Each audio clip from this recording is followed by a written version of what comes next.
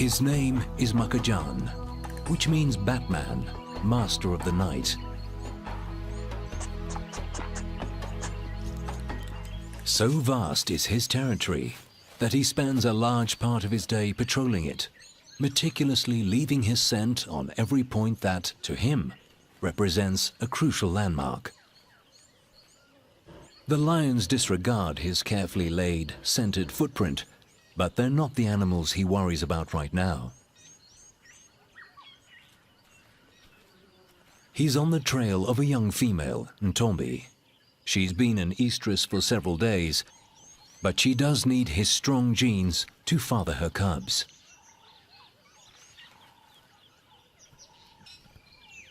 She spots him first. He hasn't seen her yet, but he follows her trail. By instinct, she walks away. Leopard encounters are never easy. A hyena carefully follows their moves. Makajan is sure that Ntombi is an estrus, but she's not sure she wants to accept his favors. He doesn't know that. He can still smell her inviting scent.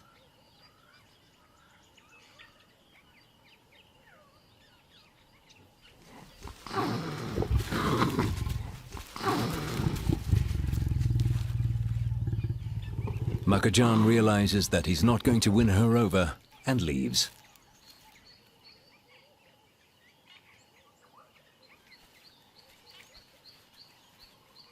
The two leopards go their separate ways, back to the solitary lifestyle typical of a leopard. They leave behind their unique cat smell, and the hyena rolls in it to mask her own. If she smells of leopard, she might be able to get close enough to one to steal his kill.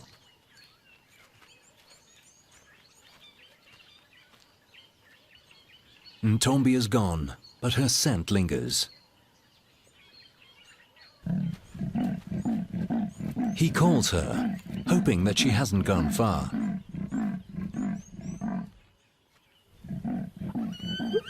But his low rasping is drowned by some unruly sounds.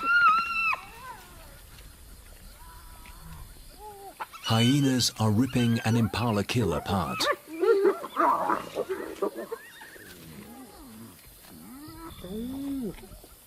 But this isn't their kill. They stole it from the old Shibeli lion.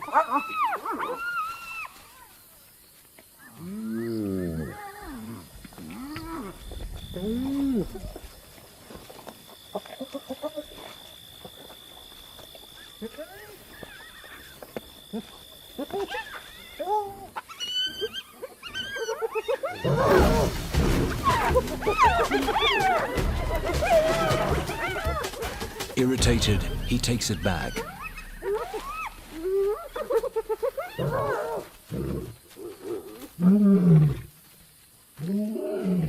His roar is a powerful weapon. It scares off scavengers like these and wards off enemies.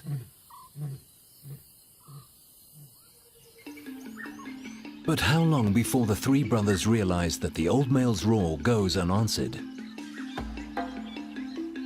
How long before they understand that the neighboring land is owned by only one male?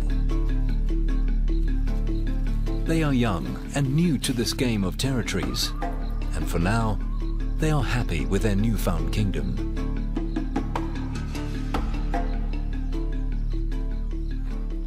The complexity of the lion's territories is lost to the larger animals of Africa. To giraffes, it makes no difference whose turf they're on. Lions are dangerous anywhere. When they find them, they keep them in their sight.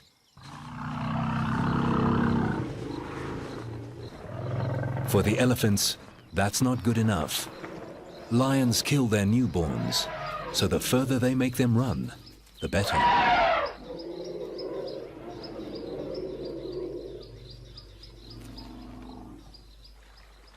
Elephants have seen generations of lions come and go. They've walked through the invisible boundaries that change with the strength of the reigning king.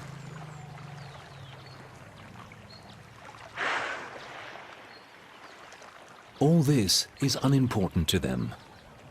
Their survival depends on the best food and water that they can find over an expanse of land that stretches far beyond these lions' territories. They're on the three brothers' land now, only because it has the best source of water around. And nearby, there is an enormous expanse of bushland to feed.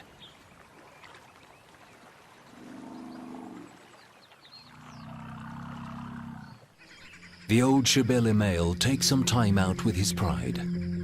At his age, he tires quickly. His joints are stiff and riddled with arthritis. He doesn't hunt with the pride anymore. For the 2 young lionesses and the 5 cubs, this is a problem. They depended on the experience and strength of the old male and his 3 lionesses. Now, the females are gone and the old male is tired.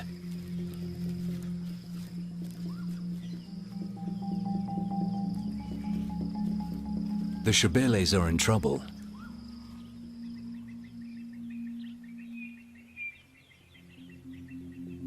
The 2 remaining lionesses used to take the older one's lead. Now they find themselves alone, having to provide for a handful of almost fully grown cubs with matching adult appetites. At every opportunity, they try to go for buffaloes. Just 2 lionesses against a whole herd. The odds are against them.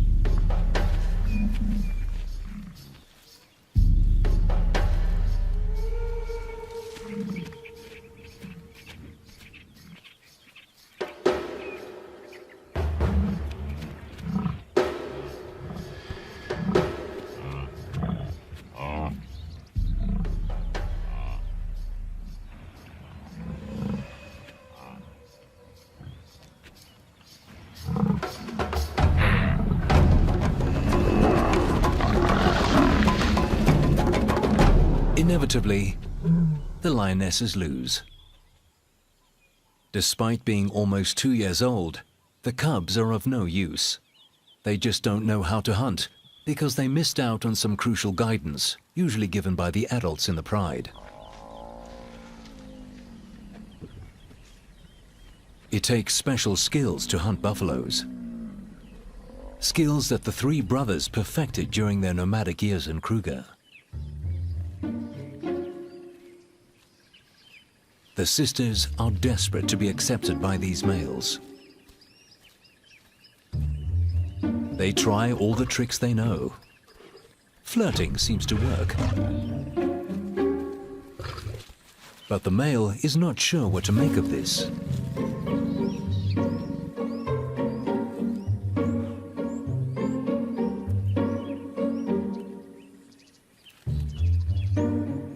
Encouraged by her sister's progress, a second lioness moves closer.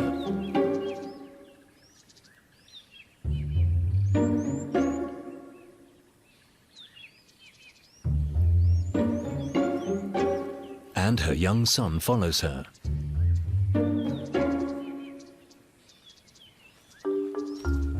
He shadows her in the hope of getting her protection while trying to get close to the carcass.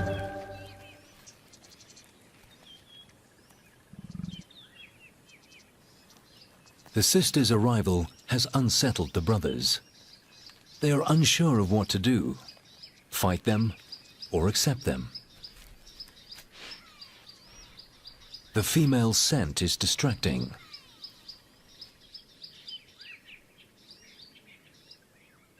Quietly, one of the lionesses starts to feed.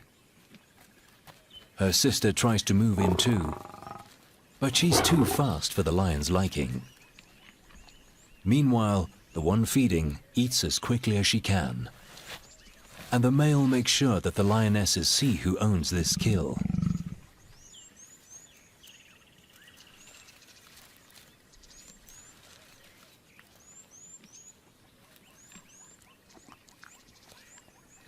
Having learned from her mistakes, the mother moves closer, slowly.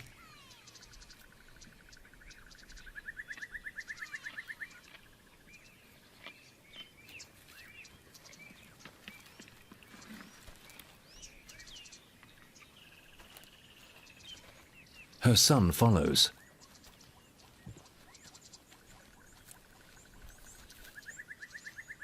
But he is getting too close. The brothers have had enough and take out their frustration on each other.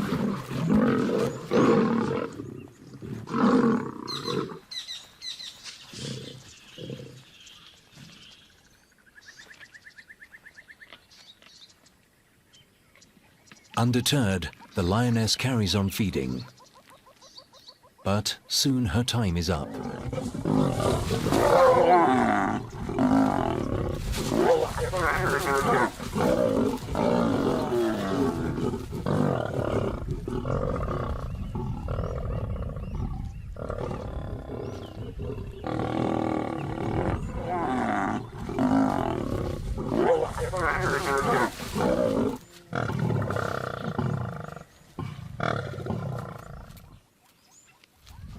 The males reclaim their meal.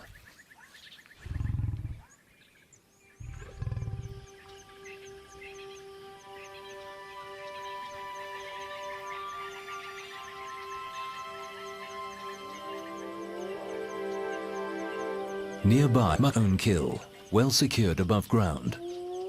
Being alone has its advantages. He doesn't have to share with anyone. But he has a following of intruders that try to steal from him.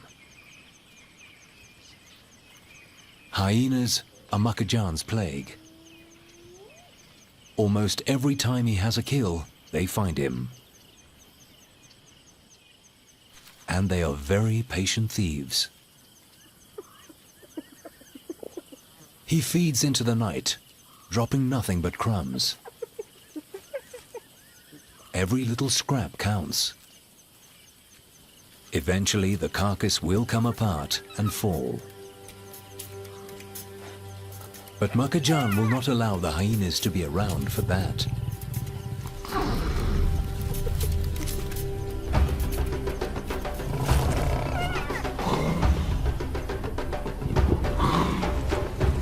Not many leopards would single-handedly take on a group of scavengers his own size.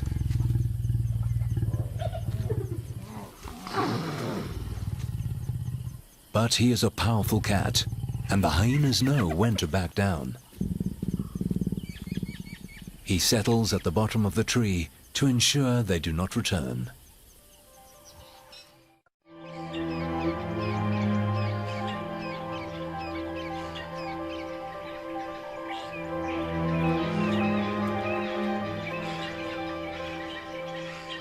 The night was good for the cats of Timbavati. The Shebelis killed a waterbuck. It's not a large prize, weighing only a third of a buffalo, but it will provide enough food for the two lionesses and their cubs.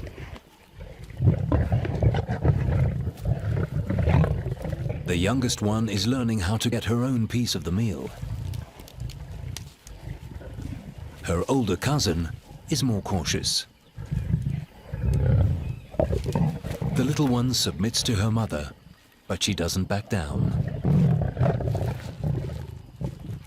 The older cub is too cautious. As a result, she doesn't get any food. Not on this side of the carcass. The youngest one managed to get a bone.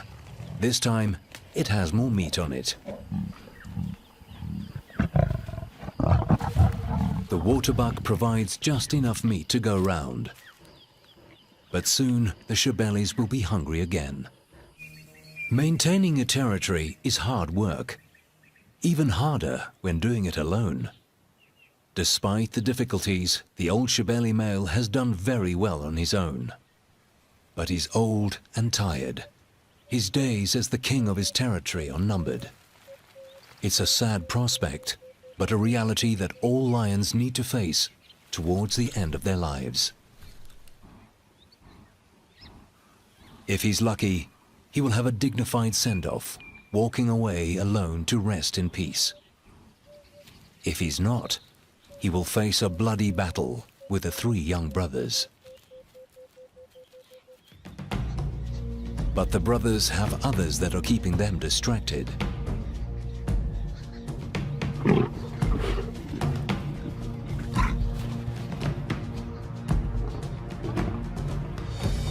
The three sisters have worked out the winning formula to free food. And now they have an extra card to play. One of the lionesses is an estrus. She's only at the beginning and not ready to mate yet, but the change in hormones produces a scent that the males find inviting.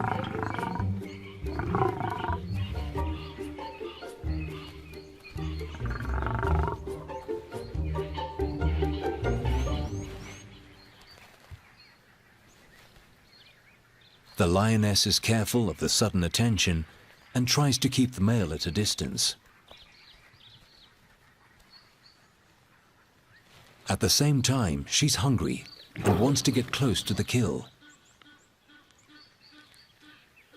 But the other brother is not happy about this.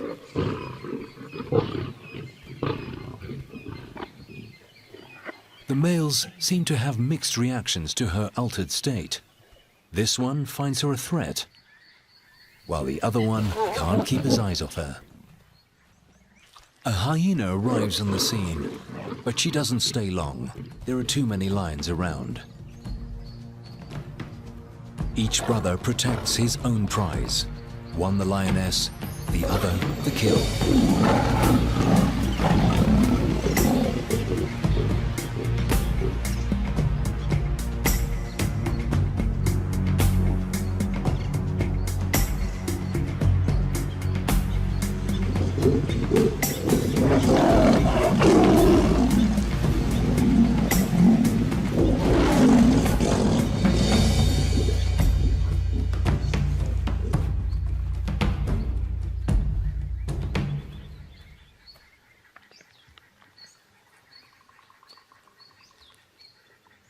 The hyena goes past unnoticed.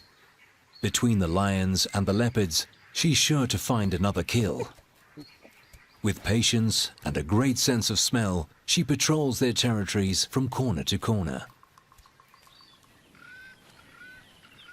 A leopard's skill is to kill swiftly and feed quietly to avoid attracting such scavengers.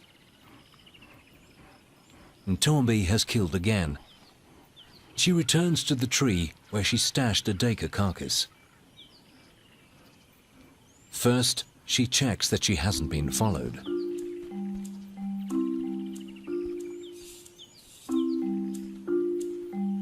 Then, she climbs the enormous tree.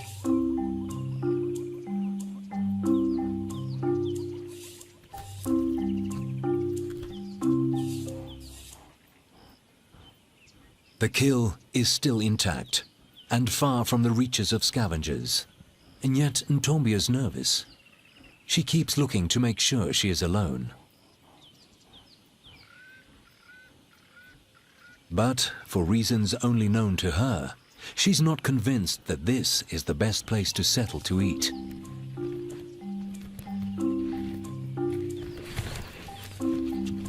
She's killed an unusually large animal for her size. The duiker is almost as big as she is. She drops it to the ground. Then she moves it under a thorn bush. Finally, she settles to feed.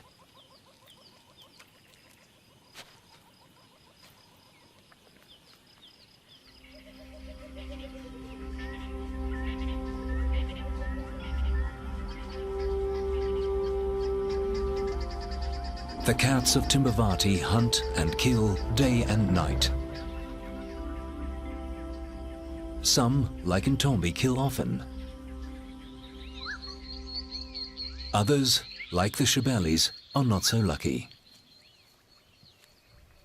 The old male hasn't eaten for a week.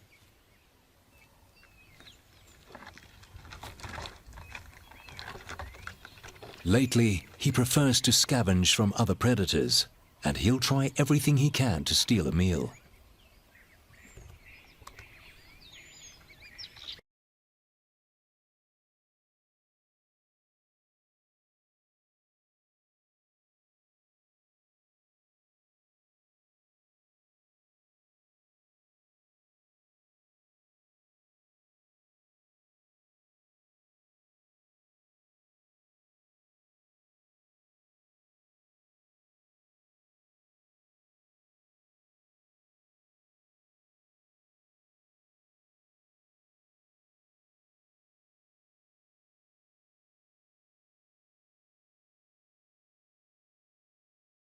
aloft in Africa has its advantages, but climbing trees is not one of them.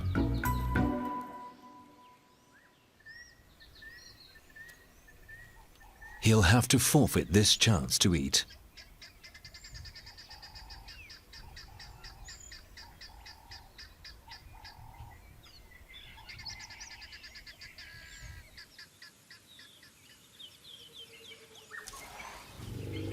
One of the most important attractions to a certain territory is the food it holds.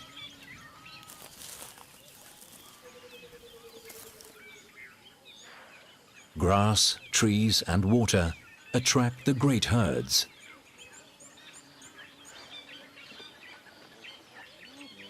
And the lions have a varied menu to choose from at their doorstep.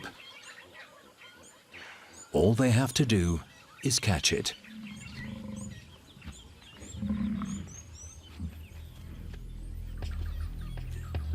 But the Shebeli pride has had no luck in hunting. The cubs are the ones that suffer the most. Although they are weak and tired, they must keep moving, searching for food.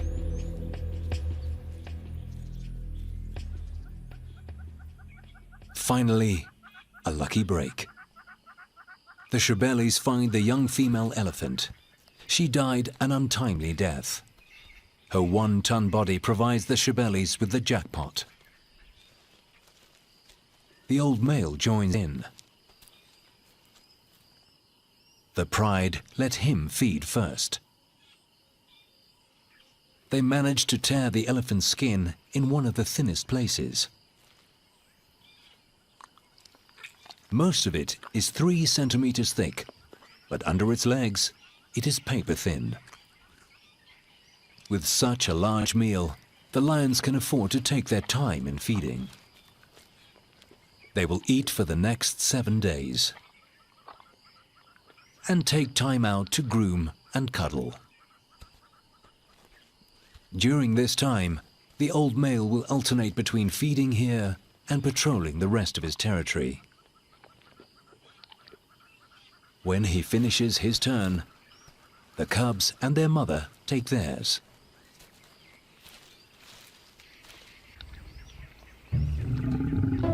The little cub takes her chance, but, as usual, her mother doesn't allow her to eat.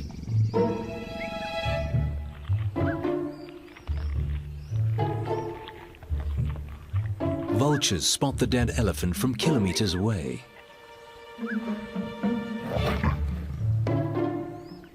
The little cub tries again.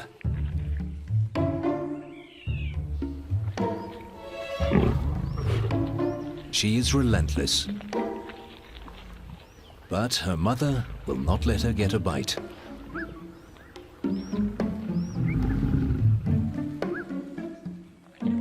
The lioness even tries to stop the older cub.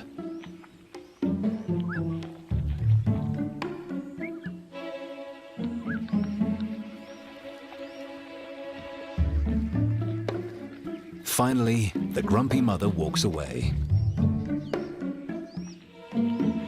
And the little one can feed in peace.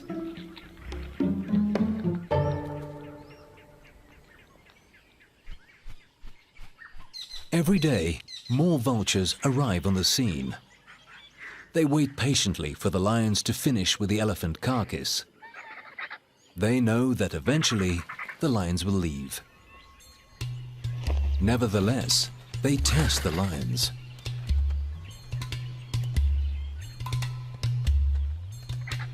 But the cubs keep an eye on them, especially the youngest one. She loses interest quickly and gives her cousin a cuddle.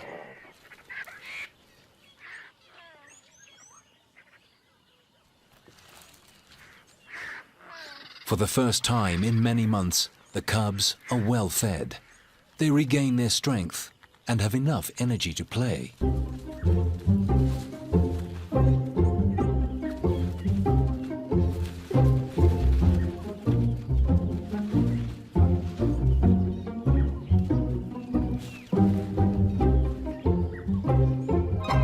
By the 6th day, insect-eating birds find the carcass.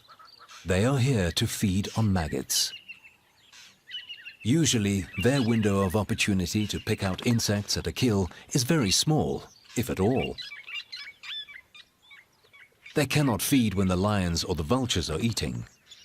But here, they get a chance while the lions rest. It's a little bird feeding party.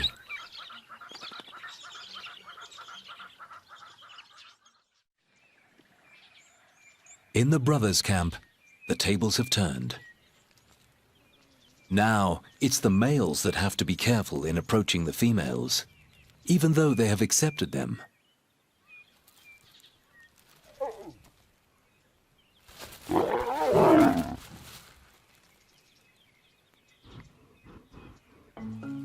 Again, one of the brothers follows the lioness and estrus.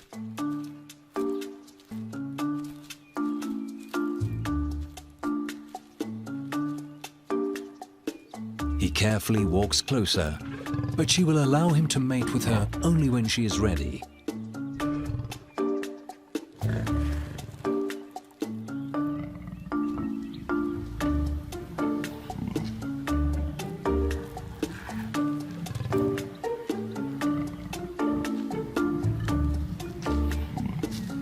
He keeps trying, and finally, she submits.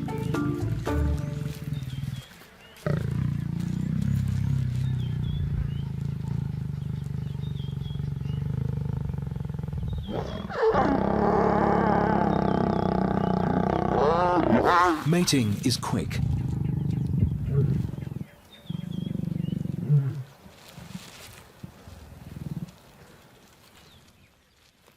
In between sessions, the lions rest. Now that she's consented, she doesn't give him the runaround anymore.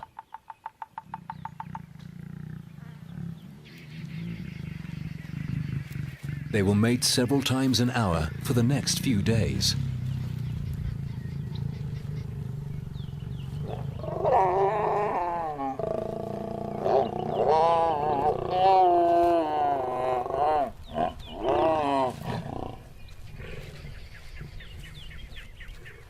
During this time, she will probably mate with all three brothers to ensure that the strongest genes will father her cubs.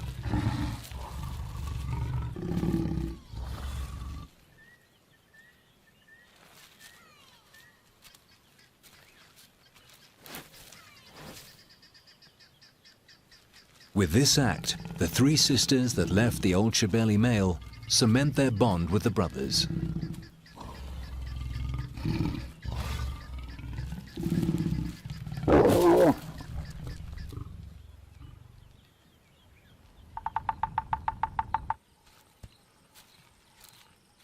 But there is a casualty for the youngster.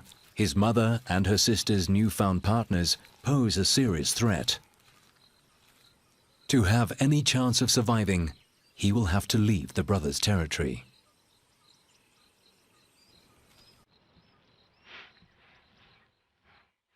He smells his mother's familiar scent. Desperately, he calls her.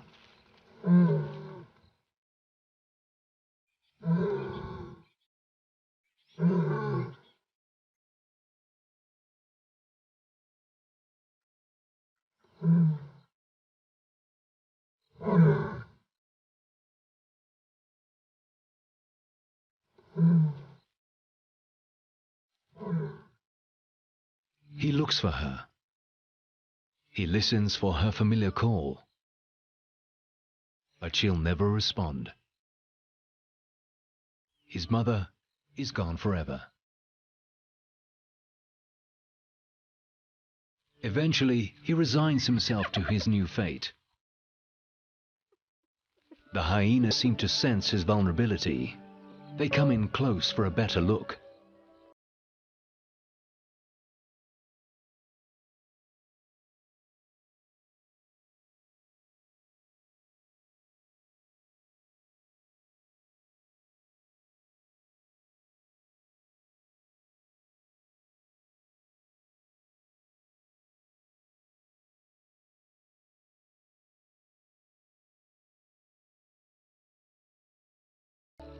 With no one on his side, his life will be a struggle to find food and just to keep alive. he leaves his home, a great piece of land owned by some impressive cats. Makajan and Ntombi have gone their separate ways. He continues to be the undisputed leopard master of his territory. Ntombi retreats back into her secretive domain. In the brothers' land, a new chapter is about to begin.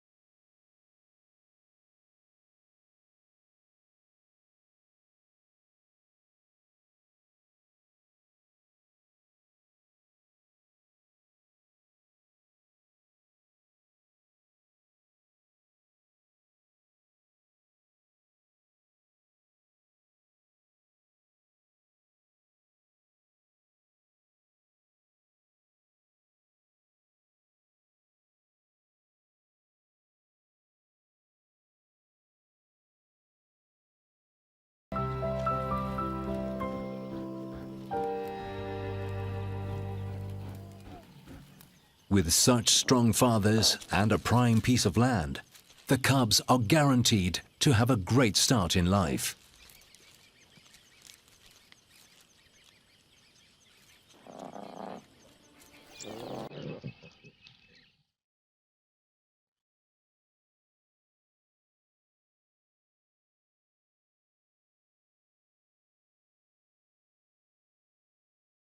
On the neighboring territory, the old male leaves forever.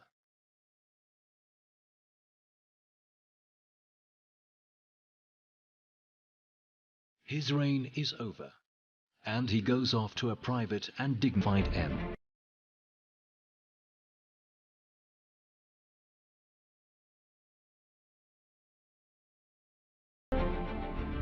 Without a father and strong male protector, the Shubeli cubs walk into an uncertain future. On African soil, old territories are lost and new ones found. To a lion, nothing is more important than holding his own. A lion's territory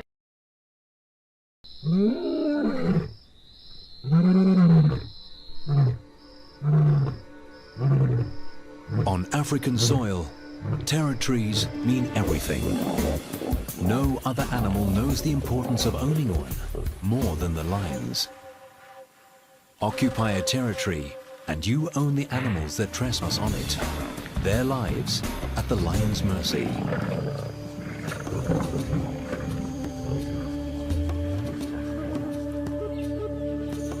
Defend the territory and the pride can rest in peace. But let your guard down and all could be lost in the blink of an eye.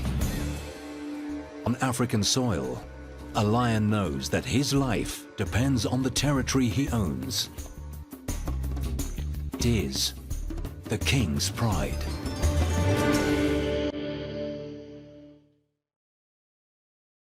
For millennia, lions have carved their territories on Africa's vast and ancient ground. Through time, the pressures of the modern world shrunk these wild expanses to isolated wilderness areas, the last frontiers of true Africa.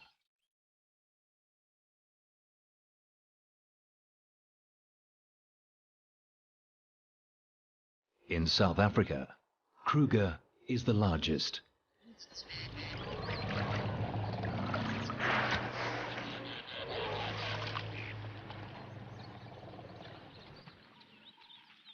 And on Kruger's western flank, an old male lion owns a prime piece of land in an area called the Timbavati. His family is the Shubeli pride, with 2 lionesses and 5 cubs. He leaves his pride most nights to patrol his 150 square kilometer territory. It takes dedication to make sure no enemy crosses the boundaries.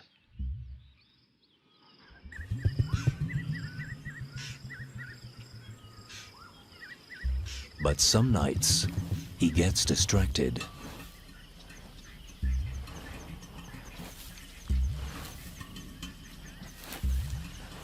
Muffled sounds give away that a warthog is in its den. The old lion digs to make the hole bigger and tries to get within biting distance of the animal. Determined to get to the warthog, he digs into the night.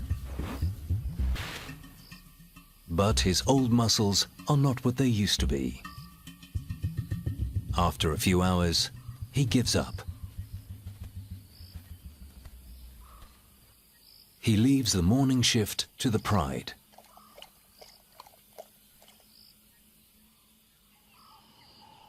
While one of the lionesses and the older cubs dig, the youngest one keeps herself busy.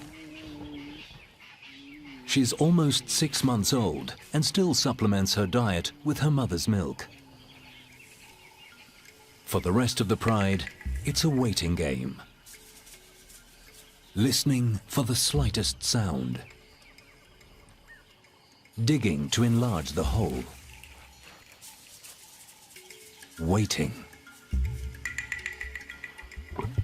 The youngest cub takes the best seat.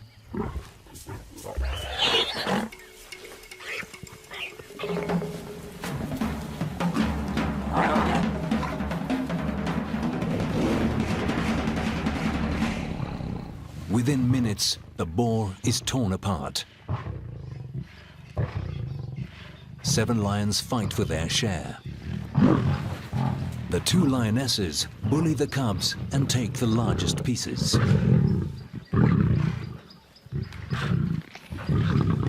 The little one tries to grab what she can, but her mother is not sharing. When it comes to feeding, there is no love between lions.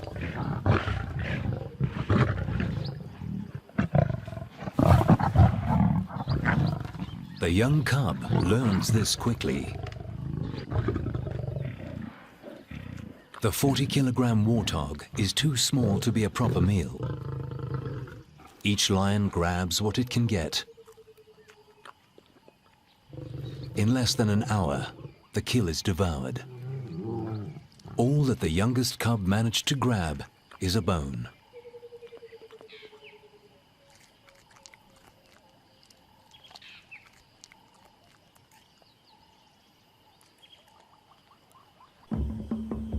The old male is now 13 years old. He's held onto this great piece of Timbavati for almost 9 years. In lion terms, this is unheard of. A tenure usually lasts no more than 5 or 6 years. He has been a strong leader for the Shabili pride. But times are changing. A few months ago, 3 lionesses left him and the pride.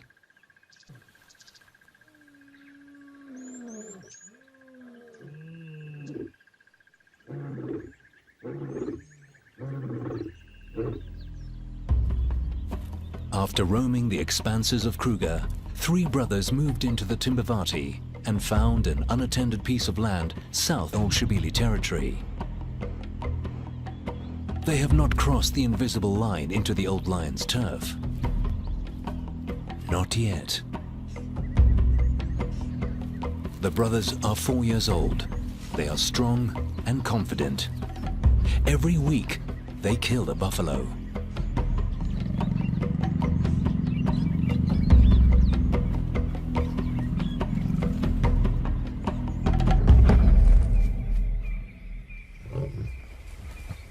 Their constant success in hunting attracts the attention of the 3 lionesses that left the old Shabili male.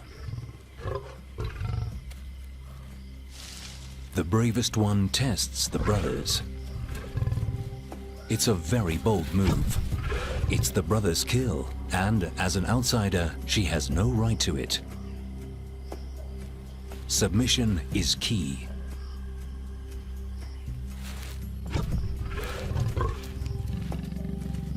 Getting in with these strong brothers will bring a prosperous time. Boldly she moves in, right under one of the brothers' nose.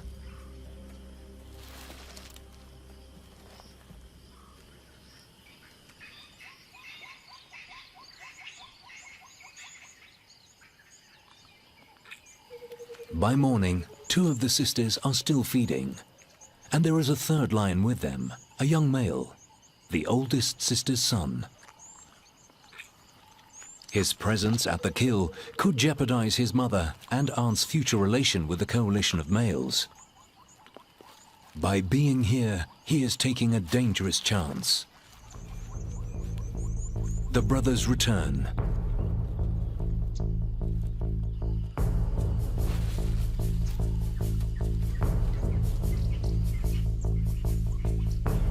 The young male moves away before they can attack him.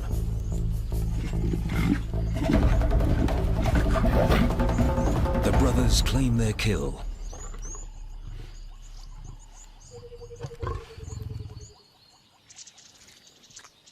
The sisters' time at the carcass is over.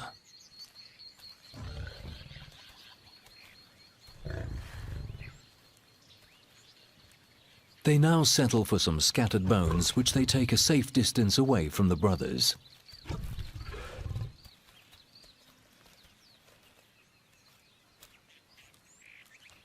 One of the males keeps an eye on them.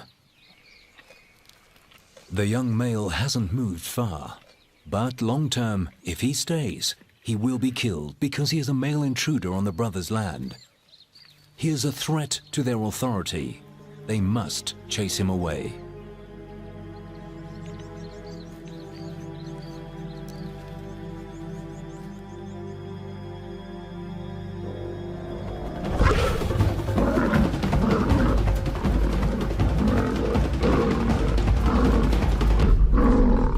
The brother stops the chase.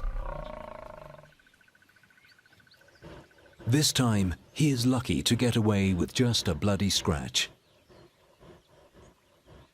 The young male knows his time here is coming to an end.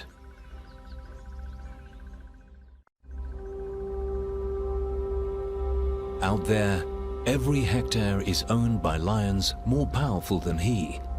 Their territories are clearly defined, forming a giant puzzle where each piece slots into the other on level ground.